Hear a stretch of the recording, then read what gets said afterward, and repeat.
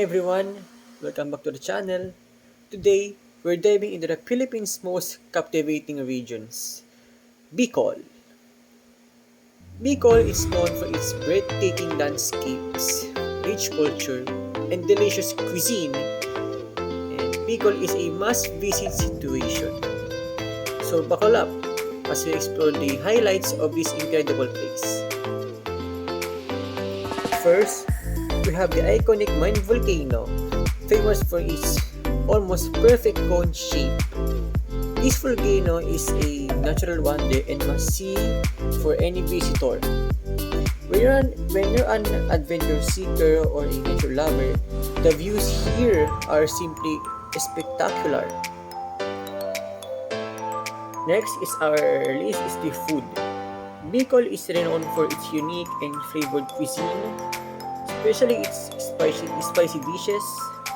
One of the most famous dishes is Bicol Express, made with pork, shrimp, and lots of chili cooked in a creamy coconut milk.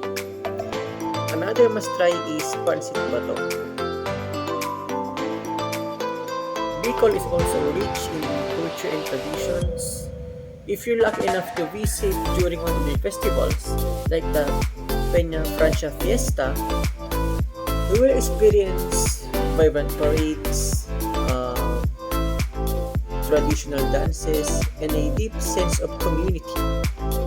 These festivals are a perfect way to immerse yourself in Bicolano culture.